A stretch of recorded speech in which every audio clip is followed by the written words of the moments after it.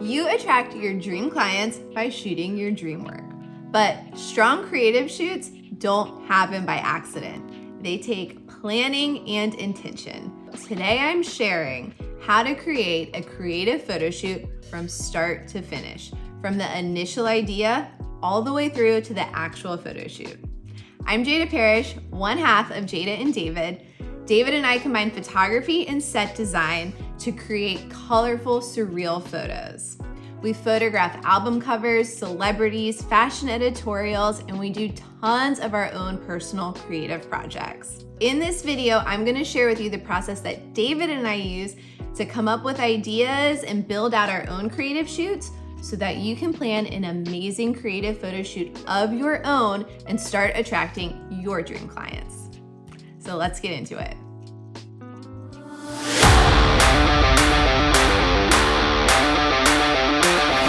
Step one is come up with a concept. Strong creative shoots are built around a general concept, which just means the idea or message that you're trying to convey in the shoot. And I'm not talking about like, I want a model on a yellow backdrop, wearing this, doing this. All of that comes later. The concept is a feeling, it's an idea, it's a theme that you want to bring across in your photo. And sometimes coming up with a concept is really easy. The idea literally just pops into your head and you're like, yes, that's it. But other times your mind is blank and you're like, oh my God, I just like cannot think of anything that I want to do. That happens all the time. So I totally get it. I put together 5 creative exercises that you can do to help get your creativity flowing and help you come up with new photo shoot ideas. It's free, it's linked in the description below if you want to use that to kind of get some ideas rolling. David and I, we usually do those exercises to come up with some ideas and then throw the ideas that we've come up with back and forth at each other until we've landed on a concept that excites both of us. And your concept can be so loose. It can be a feeling that you want to convey, like loneliness or grief or love. Or your concept could be more of a theme, like I want to explore transformation or I want to explore identity. It's just a starting point to build your shoot around, but your concept is very important. Once you have your concept figured out, it is time for inspiration. Look through photo books, watch movies, get some magazines, like really just start diving in to lots of different forms of inspiration. And Pinterest and Instagram, they are loaded with tons of photo inspiration, but just be careful because you don't want to get any photo trends stuck in your head. Because the goal with this is to create creative work that is true and meaningful to you, not to copy a bunch of photo trends, because creative work is so much stronger when it comes from a place of creativity versus copying something. Stay away from that. Sometimes inspiration can come from other places too. Like maybe you know what model you're gonna be working with on this, and maybe their look kind of inspires the ideas of the shoot. Or maybe you have some wardrobe picked out and you really love a color that's heavily played through in the wardrobe. So maybe you wanna bring that forth throughout the shoot and that sparks some inspiration. Or maybe even the location that you'll be shooting at, like say you're shooting at a beach, and you're like, wow, sand, that's texture, open sky, like water. Maybe I want to explore a theme of rebirth or rejuvenation. And what you really want to do is you want to take all these like little sparks of inspiration that you've gotten from all these different places and then begin to pull them together to blend into your own shoot. Step 3 is to make a mood board. You have just gathered all this information. Now it's time to pull all these visual elements together in one place and make a mood board out of it. I like to make mine in Canva, but you can use Photoshop, you could use Pinterest, and then there's tons of paid platforms that have some specific tools built in that you could use to make your mood board too. A mood board is incredibly helpful, especially if you are working with a team. Really just anyone other than yourself. It's even great if it's just you and the model who are working on this shoot together to kind of share the overall aesthetic, vibe, intention of the shoot in a visual way that they can understand. So here's a mood board from a recent shoot that David and I did, and I created this board to really share with the creative team what I was thinking. So I put on there makeup looks that excited me, some hairstyles that I thought would work well in the shoot, the color palette that I was thinking, and then some clothing inspiration, just to kind of help everyone get on the same page and understand the look I was trying to create to add to my concept.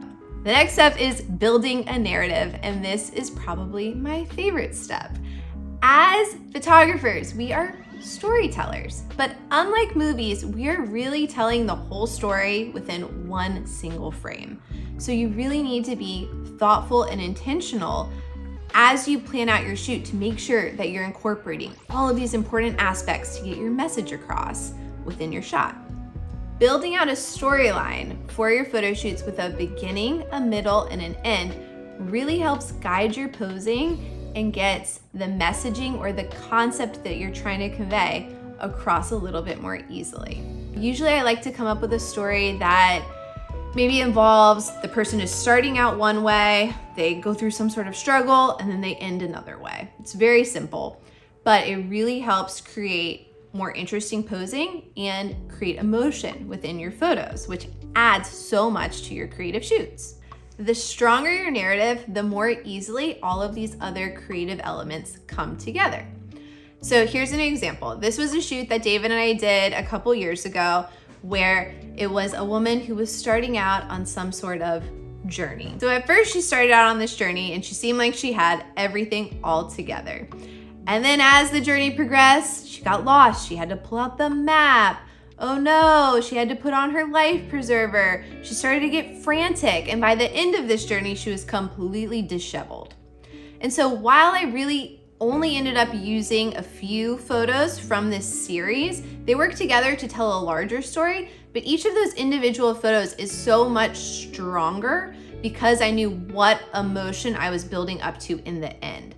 So it really helps make your creative photos much more impactful when you build in that narrative. Creative preparation is one of the most important aspects of any photo shoot, and it is so rarely talked about. But if you've ever had a creative photo shoot that went completely sideways and ended up so different than what you had imagined in your head, it's probably because there was a lack of creative preparation. Creative preparation, it means it's the lighting, it's the color, it's the props, the styling, all of these small decisions that really build up and play into the concept and the narrative of your photo shoot. For example, in this photo, this is a photo shoot where we really wanted to show feelings of loneliness and isolation. Color was an important decision that we had to make. We decided to choose blue as our color palette to play along with the expression feeling blue. It's a common color associated with loneliness and just kind of sadness. If we had chosen yellow, for example, that would have created a very different environment where you probably wouldn't have picked up on loneliness quite as quickly. When it came to lighting, we had some decisions to make. We could have gone dark and moody with it, which would have made sense for a feeling of sadness or loneliness, but we really wanted to create a very sterile feeling environment where it was so clear, you could see everything very clearly in the photo, so you knew she was completely alone. There was nothing hiding in a shadow. It's just her in this very blue, sterile space. And then we also thought about that when it came to styling the shoot. We didn't want to use any props. We didn't want to have texture. We wanted everything to be very bare and minimal to draw so much focus to the fact that she is completely alone. So thinking through all of those small details in your creative preparation is really what puts the cherry on top of a creative shoot. In my ebook, The Creative Photoshoot Guide, I dive into creative preparation so much more. I really teach you about how to use lighting, color, set dressing, all of these things to strengthen and build out your creative shoots in a much more impactful way. I've linked that in the description below, and you can use the code CREATIVEPREP to get $10 off. With creative shoots, it's very important to be organized. I recommend putting together a call sheet, which is pretty much just a document that says the location of the photo shoot, what time the photo shoot will begin, when everyone involved should arrive, what time the shoot will wrap, and maybe a loose timeline of how you think things will go. And it's also great to include if anyone is supposed to bring any props or wardrobe or things like that, just to list out what each person is expected to bring so everyone has a strong understanding of what will be happening and what is expected of them. Here's an example of a call sheet.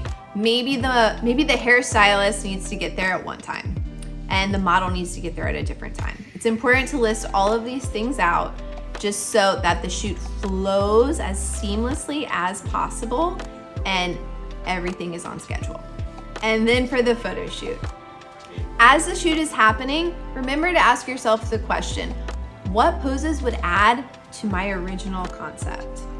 This is really important because small micro movements and body language can really add so much emotion to a photo. For instance, if you were exploring a feeling of kind of confusion or sadness, simply tilting your subject's head to the side like that within a pose can add so much.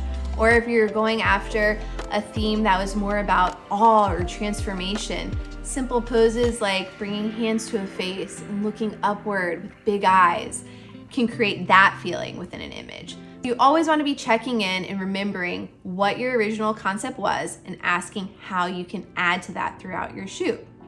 But you also need to be open because sometimes the model might do a small micro movement and you're like, oh my God, that's it. So pay attention to what's happening. Or maybe the lighting ends up being slightly different than you expected. I can't tell you how many times on a shoot, a flash hasn't fired and then I see what that photo looks like and I'm like, oh, whoa, that works so much better for what I'm trying to convey. So these happy accidents do happen on a photo shoot that you should be open and aware of, but remember to stay true to your concept and keep checking back with it. And throughout the shoot, be vocal with everybody, manage the timeline, be confident, and just keep the shoot moving towards your goal. There you go. That is how you plan a creative photo shoot from start to finish. And yes, 1000% creative photo shoots can happen on a whim. They can be random. But if you are trying to land clients or you want to work with a bigger team, it's really important that you start planning out your creative shoots because you can't pitch a client an idea and then produce something completely different. You have to learn how to work through a photo shoot and plan it out to actually achieve the vision that you had in your mind. My ebook, The Creative Photoshoot Guide, dives into each step of this process so much more. It's packed with exercises, there's templates for reaching out to models, there's posing prompts. I go really big into color theory and body language and how you can use all of these different things to really enhance your photos. So check that out. And again, you get $10 off with the code CREATIVEPREP. It is all linked in the description below. I hope this helps you plan your next creative shoot. If you enjoyed this video, hit the like button, subscribe to the channel, or leave us a comment. Until next time.